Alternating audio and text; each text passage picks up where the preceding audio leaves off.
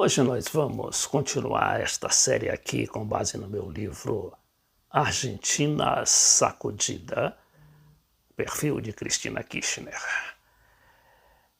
Hoje tem eleição na Bolívia. Como a gente sabe, o atual presidente Evo Morales disputa um terceiro mandato de 5 anos.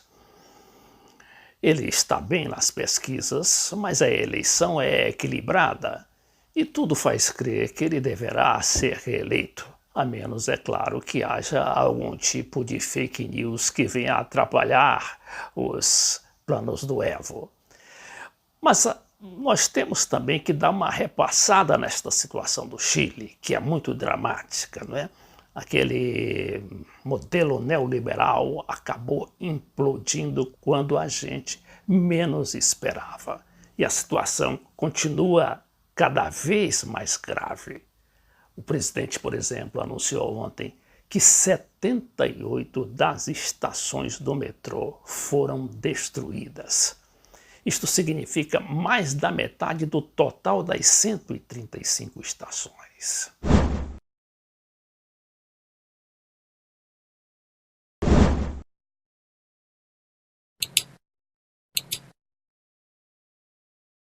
Mas é também uma boa ocasião para comparar os dois modelos, o modelo popular nacional do Evo Morales e o modelo ultra-neoliberal do Sebastián Piñera, do Chile. A gente vê que o Chile, por exemplo, explodiu. E aqui a gente não fala apenas do ponto de vista retórico, mas literal também, a julgar por aquela queima, não é, das estações e daquele edifício de 17 andares da Enel, a multinacional da eletricidade lá no Chile. Bom, o que é que temos a comparar? Primeiro, aquele modelo chileno, não é? Que, implantado na ditadura por aqueles chamados Chicago Boy. Vocês se recordam quem são hoje os Chicago Boy? Porque temos no Ministério da Economia o ministro Paulo Guedes, que, aliás, queria adotar no Brasil, que continua adotando no Brasil o modelo chileno, que é justamente concebido naquela universidade, da qual o nosso Paulo Guedes foi um dos professores. E lá no Chile também ele foi um dos assessores do Pinochet. E não, a gente fala muito mal do Pinochet, mas as democracias, inclusive os governos socialistas, continuaram, não conseguiram mexer em nada daquele modelo. E no que resultou? E o que era aquele modelo? Vejamos, aqui no Chile se privatizou tudo, foi a privatização total, ou seja, da saúde, da educação pública, das estatais, das telecomunicações, da eletricidade e dos transportes. Resultado, a população foi obrigada a ser sacrificada para garantir aqueles lucros enormes das grandes empresas que nem nacionais são. São empresas privatizadas pelas grandes multinacionais, as chamadas também transnacionais. Exemplo disso é o metrô. No metrô a gente viu que a situação explodiu por causa de um aumento de apenas 30 pesos de um ingresso, de um ticket que custava 800 pesos. Então de 800 pesos passou para 830. Ora, isso não significa nada. Agora, o que a popular... Isso foi o estupim, não é, da situação a que foi relegado o povo chileno.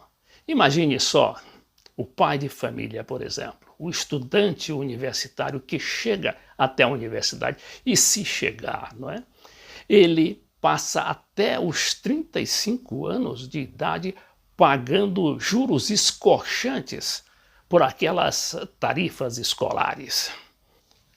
A água, por exemplo, que é um bem da natureza e por isso é um bem público, foi transformado num produto de consumo e entregue também às multinacionais, que cobram preços absurdos pelo uso da água, não é? A água que vem da natureza. Não, mas isso é cobrado a peso de ouro.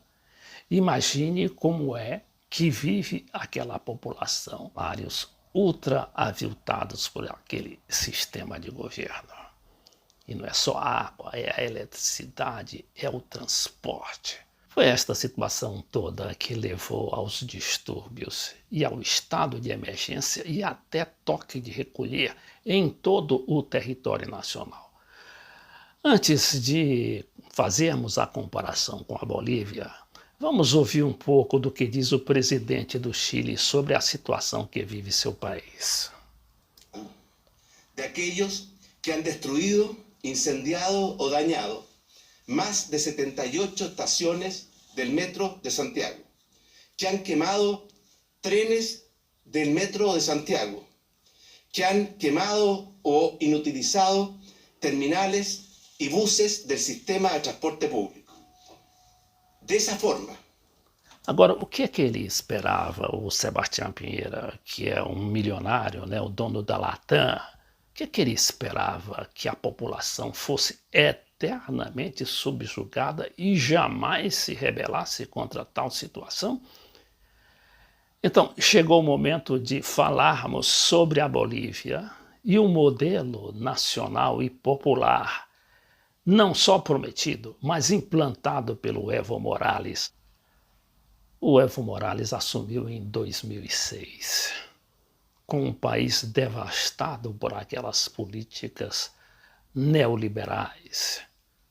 E não só as políticas, mas sobretudo as práticas também neoliberais. Alguns dos ministros dos antigos governos, inclusive um desses presidentes, Gonzalo Sánchez Lozada, tinha casa nos Estados Unidos e só ia à Bolívia de vez em quando.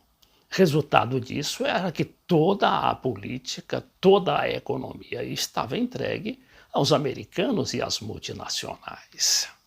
E o que fez o Evo Morales? O Evo Morales instituiu um modelo nacional e popular, tendo como prioridade máxima a população. E para isso ele teve de fazer cortes e teve de tomar medidas extremas, inclusive a expulsão de embaixadores dos Estados Unidos, da DEA, não é? Aquela famosa agência americana contra o tráfico. Ele teve de expulsar aquele pessoal que estava contaminando, tinha comprado todos os políticos da Bolívia. E a partir daí, e dessas decisões corajosas, é que ele teve condições de implantar o seu sistema e cujos resultados estão aí. O que é que ele fez? Olha, só para você ter uma ideia, durante esses 13 anos de governo Evo Morales, o crescimento econômico foi uma média de 5,2%. A gente sabe quanto é que o Brasil cresceu neste ano do Bolsonaro, no ano do Temer, e mesmo nos últimos anos da Dilma, né? Qualquer coisa de 1%, 2% no máximo. E o que mais? E esta é a macroeconomia. E nas questões sociais, nas questões de saúde, de educação, de habitação, por exemplo. A pobreza extrema caiu de 36,7% para 16,3%. Ora, isso é muito importante num país, naquele país devastado, aquele país que foi sempre negligenciado, inclusive pelo Brasil, não é? Que é o seu vizinho mais importante, além da Argentina. Ele também diminuiu a desnutrição em 50%. A gente sabe que a Bolívia, antes do Evo Morales, era considerada um dos países mais pobres do mundo. E hoje já começa a tomar áreas de países médios da América Latina. Aquela Bolívia que a gente conhece muito bem. Mas para isso não foi fácil, não é? Ele teve de aumentar, por exemplo, o orçamento para a saúde em 173%. O mesmo fazendo com a educação, com a habitação. Ele, por exemplo, começou a ajudar a população a fazer as suas próprias casas. Agora, para chegar a esse ponto não foi fácil. O Evo Morales é um homem, além de muito voltado para o interesse popular, devido à sua condição indígena. O seu povo pobre padeceu séculos e séculos. Ele teve de sufocar, por exemplo, uma ameaça de secessão, ou seja, de separação do Estado. E justamente partindo da província de Santa Cruz, considerada das mais desenvolvidas do país. E havia um plano, inclusive, da CIA para desmembrar a Bolívia em 3 ou 4 pedaços. Foi com muita firmeza que ele enfrentou aquilo tudo, inclusive com uma lei de telecomunicações. Essa lei de telecomunicações, por exemplo, foi dividida em 3 setores. O setor estatal, que ficou com 33%, o setor de comunidades, indígenas e outros setores comunitários, com 33%, e apenas 33% para o setor privado. A partir daí, ele pôde controlar as comunicações e conseguir governar, que também não foi fácil. Ele teve de se mobilizar, inclusive com vários líderes internacionais, sobretudo da China, da Rússia e da Europa. Além de fazer uma política de boa vizinhança, por exemplo, quando o Macri foi eleito lá na Argentina, ele até jogou futebol com o Macri. Aqui no Brasil ele foi recebido pelo Bolsonaro e o Bolsonaro o considera seu amigo. A estratégia de Evo Morales não são amizades pessoais, são interesses estratégicos de seu país e que levam em conta amizades, aproximação com governos, inclusive de direita, como é esse caso do Bolsonaro do Brasil e do Macri lá na Argentina. É com esse tipo de habilidade que ele consegue manter este modelo econômico. Mas não será fácil para o Evo Morales levar essa, porque estão em cima dele, não é? Estão fazendo de tudo para que haja um segundo turno na Bolívia. Mas mesmo assim, ele ainda se considera em condições de bater qualquer candidato, inclusive o seu principal adversário, que é o Carlos Messa. Ora, quem é Carlos Messa?